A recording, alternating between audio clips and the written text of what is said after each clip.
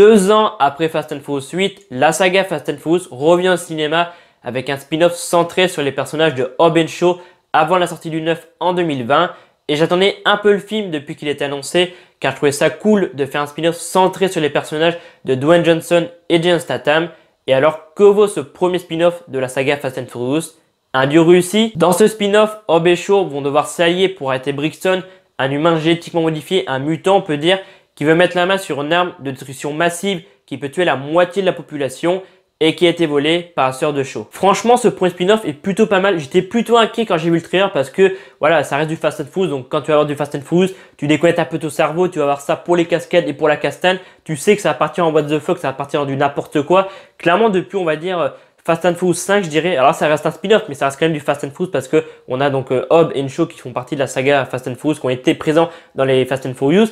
Je dirais qu'à partir du 4 ou 5, c'est parti dans du n'importe quoi. C'est parti dans des cascades de malade mental. Dans le 7, tu avais Paul Walker et Vin Diesel qui sautaient d'un immeuble à un autre avec une Lycan Hypersport. Dans le 8, c'était un sous-marin qui débarquait de nulle part. Vraiment, c'est du n'importe quoi. Et je pense que je suis comme pas mal de personnes, je vois pas mal de gens sur Twitter, même sur Internet, dire de temps en temps, Fast and Furious, c'est plus ce que c'était avant. Parce que avant, c'était vraiment un truc de bagnole. Tu n'avais pas de grosses 4x4 comme ça, comme ils font maintenant.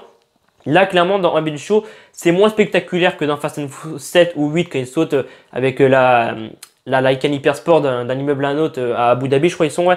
Et même dans le 8, quand il y a le sous-marin qui arrive, c'est moins impressionnant que les derniers Fast and Furious parce que le budget, je pense, est plus petit. Mais ça reste quand même bien, ça reste un bon divertissement. C'est sympa si vous êtes fan de saga Fast and Furious et des personnages de Hobbs et Shaw. Je pense que vous allez aimer. Moi, je suis fan de la saga, même si c'est vrai que depuis que ils sont partis un peu dans des cascades un peu débiles et qui sont impossibles à faire dans la vraie vie, je trouve ça moins bien. Depuis que Paul Walker n'est plus là aussi, je trouve ça moins bien. Mais après, c'est comme ça. Paul Walker est mort et on peut rien y faire.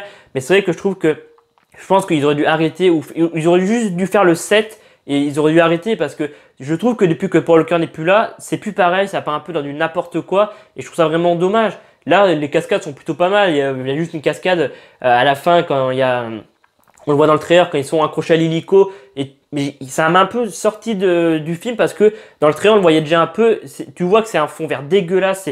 Enfin, je sais pas, j'ai trouvé que c'était vraiment hyper mal fait. Mais après le budget est plus petit. Mais ouais, franchement, c'est plutôt pas mal. Le duo Jason Statham et Dwayne Johnson marche vraiment à merveille. Et j'ai vraiment hâte de voir ça parce que dans Fast and Furious 8, à un moment donné, on avait Statham donc qui interprète Shaw et puis Dwayne Johnson qui interprète Hobbs.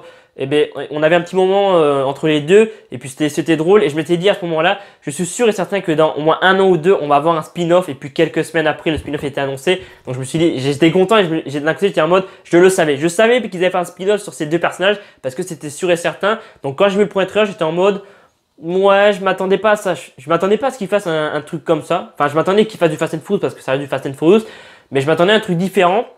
Mais non, ouais, dans l'ensemble, c'est sympa. Le duo est sympa, c'est marrant. Il y a une scène qui m'a beaucoup plu. C'est un petit peu un spoiler, donc si vous n'avez pas vu le film encore, pensez au petit timecode que j'ai mis ici. À un moment donné, ils arrivent donc dans la base où il y a Idris Elba qui interprète donc Brixton, donc dans la base de Eteon. Et ils vont prendre une porte chacun, comme dans le trailer. Et il y a Jason Statham, il dit je prends cette porte, donc il prend elle de droite et donc Don Johnson prend elle de gauche.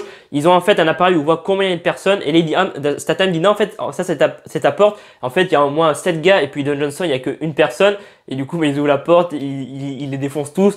Et c'est marrant parce que Don Johnson il fout un seul coup au mec, un mec grand qui fait facile je pense 2 mètres, il le fout partir en un coup. Et Don Johnson il doit affronter plusieurs mecs et du coup t'as Don Johnson qui traîne le gars tout le long de l'entrepôt pour ouvrir la porte. Et puis ils ont un scan en fait pour ouvrir la porte, donc ils mettent sa tête au niveau du scan et Johnson ça marche et Jason Statham ça marche pas. Donc il faut qu'il aille voir tous les corps et tout et en fait c'est le corps qui était tout derrière, le tout premier qu'il a défoncé quoi, qui ouvre la porte et je trouve cette scène vraiment à mourir de rire. Pour moi c'est une des meilleures scènes du film parce que l'autre il est là, c'est fatigant, tu mets du temps quand même. Vraiment cette scène elle est pour moi énorme. Ouais, le duo, franchement, marche à merveille. Vanessa Kirby, que moi j'ai découvert dans Mission Impossible, le dernier Mission Impossible, elle est vraiment hyper badass. Vraiment, j'adore cette actrice. Vraiment, dans le film, je l'ai adorée. Et j'espère vraiment que, après, c'est la sœur de Shaw. Donc, je pense qu'on la verra dans la saga Fast and Furious. Mais après, j'ai vu que que dans Fast and Furious 9 qui est actuellement en tournage, Dwayne Johnson et Jason Statham ne seront pas dans le film parce qu'il y a eu des froids entre tous les acteurs de Fast and Furious. C'est pas nouveau, clairement. Je pense que pas mal de personnes le savent. Vin Diesel et Dwayne Johnson ils s'entendent pas trop. Il y a eu un peu des froids sur le plateau et ça allait pas trop entre les deux. Est-ce qu'ils seront de retour pour Fast and Furious 10? J'espère vraiment parce que ça serait cool quoi qu'ils soient de retour pour le chapitre final parce que je pense que Fast and Furious 10 ça sera le dernier. Clairement je trouve ça dommage qu'il soit pas présent dans le 9 parce que vraiment j'ai envie de revoir ce trio parce que voilà le duo Dwayne Johnson, Jason Statham marche vraiment super bien, mais les trois ensemble, Vanessa Kirby, Dwayne Johnson et Jason Statham, ça marche vraiment à merveille et vraiment le trio est vraiment incroyable. C'est drôle, il y a des scènes d'action bien, il y a quand même des voitures et voilà il y a au début du film, j'ai parlé un peu du début du film. Le film commence en fait et il y a Dwayne Johnson donc qui se lève, qui est un peu pauvre, tu vois, il a pas trop d'argent et puis t'as Dwayne Johnson voilà, qui se lève et puis il y a Jason Statham qui se lève d'un côté, il a une meuf dans son lit, il a une baraque de ouf, il a un garage de malade mental, il a une McLaren, Dwayne Johnson il a rien de tout ça, il a un 4x4. Il mange ses œufs comme ça à la main et Vin Diesel, je confonds dans les noms. Et Jason Statham, lui, il fait ses œufs à la poêle et tout, tranquille. Et vraiment, il sort du garage. Lui qu'il est à Londres, Jason Statham, il pleut. Et Dwayne Johnson, vu qu'il est à Los Angeles, enfin en Amérique, il fait beau. Ils ont vraiment deux trains de vie différentes.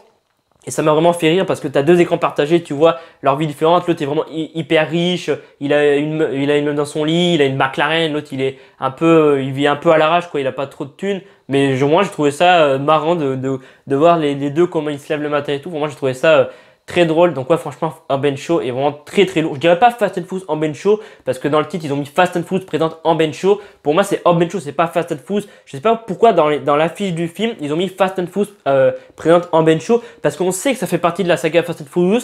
Donc clairement je comprends pas. Pour moi c'est Urban Show, c'est pas Fast and Furious Urban Show. Voilà, pour moi vraiment très bon Urban Show. Idris Elba dans le rôle de Brixton est incroyable. Après ce que j'ai trouvé un peu dommage c'est, je reviens par rapport au trailer, c'est que quand j'ai vu le trailer et que j'ai vu que Idris Elba était un humain génétiquement modifié, je me suis dit, ok, donc le mec c'est un mutant et tout le monde l'a dit sur Twitter quand le trailer est sorti que il s'inspirait de Marvel, je veux dire Fast and Furious est en train de partir dans un délire d'humains modifiés, de genre de super-héros. Voilà, il dit je suis le Superman noir, donc clairement ça part un peu dans un délire de Marvel super-héros. Et vraiment ils s'inspirent tous de façon de Marvel parce que c'est les boss du box-office. Ils sont en train de faire des films de malades, ils font des cartons box-office. Et là, Fast and Furious, tu sens qu'ils sont inspirés des Marvel. Et je mets un de 14 sur 20 au Urban Show parce que j'ai passé un bon moment devant le film. J'ai eu le film 2 fois et clairement toujours aussi bon la deuxième fois. J'ai bien aimé et je pense que de toute façon, il y aura une suite à Urban Show. Il y aura aussi 2 spin-offs sur la saga Fast and Furious. Parce que là, dans Urban Show, on a une nouvelle organisation qui s'appelle Etion qui donc modifie génétiquement les humains comme donc Idris Elba qui interprète Brixton. Et à la fin du film, en fait, on a, je crois, cette voix, bon, oui, clairement, on a cette voix, qui dit, mais je sais plus, elle dit à qui, je crois, elle dit à Dwayne Johnson ou à Statham, enfin, elle dit à un des deux personnages, donc soit Shaw, soit Hobbs, elle dit, on s'est déjà vu et on se reverra. Donc, clairement, ça annonce que cette organisation Eterna, on la reverra. Alors, est-ce qu'on la reverra dans Fast and Furious 9 en 2020? Je pense pas. Je pense clairement que vu le box-office de Urban Show, il a fait un moins bon démarrage que les Fast and Furious il y a 2 semaines en Amérique. Et en France, il a fait un moins bon démarrage que les Fast and Furious aussi, je crois. Enfin, il a fait un meilleur démarrage que Tokyo Drift, je crois. Mais c'est tout, je crois. Vraiment, il n'a pas dépassé les autres. Et au box-office mondial, le week-end dernier, là, les chiffres de cette semaine, on les aura demain soir par rapport au box-office de cette semaine.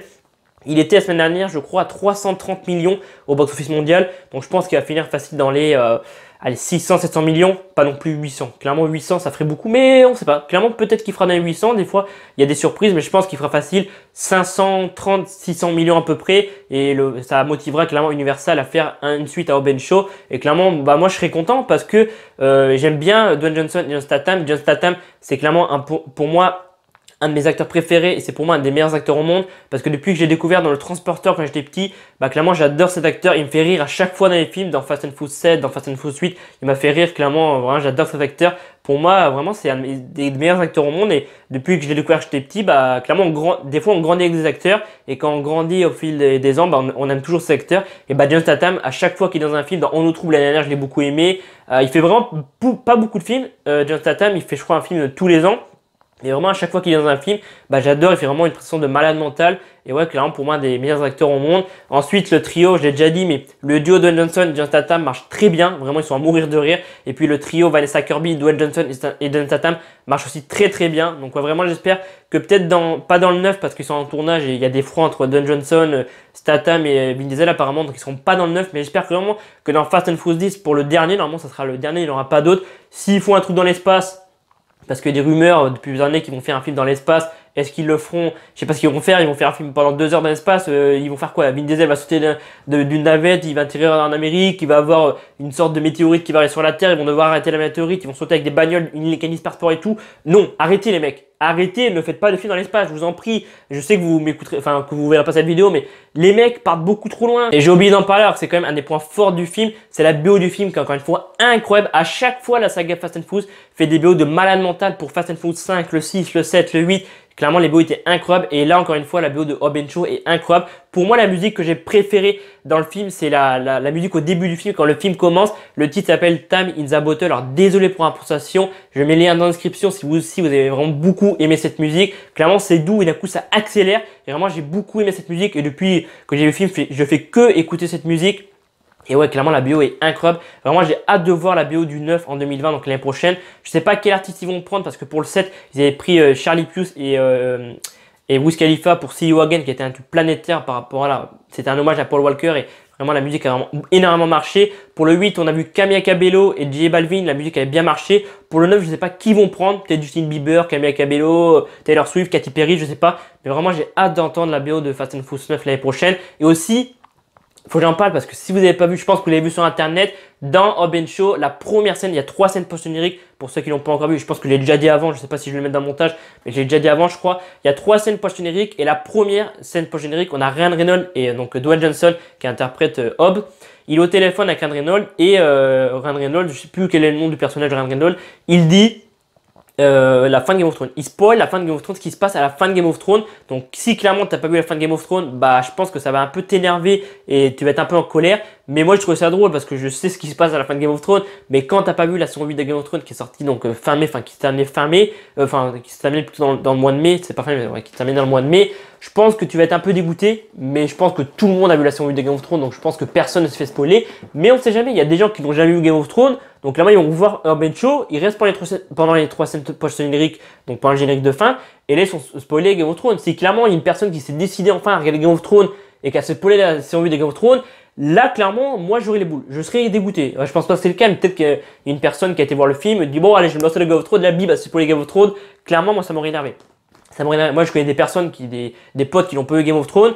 Et clairement, je pense qu'ils se sont fait spoiler s'ils sont restés pendant les 3 scènes post-génériques, bah, je pense qu'ils se sont fait spoiler Game of Thrones. Bah, après, peut-être qu'ils regarderont jamais, mais voilà, ils savent ce qui se passe du coup à la fin de Game of Thrones. Donc, c'est un peu dommage pour les gens qui ont jamais vu Game of Thrones parce qu'ils se font spoiler gratuitement à la fin de Game of Thrones. Après, ce qui m'intrigue un peu, c'est que je me demande quand c'est qu'ils ont tourné cette scène parce que Game of Thrones, ça s'est terminé, je crois, vers le 15-16 mai. Donc à mon avis, soit ils ont eu l'intrigue avant par HBO, soit ils ont tourné ils ont fait un reshoot, ils ont tourné cette scène plutôt vers juin ou après Game of Thrones, quelques semaines après la fin de Game of Thrones.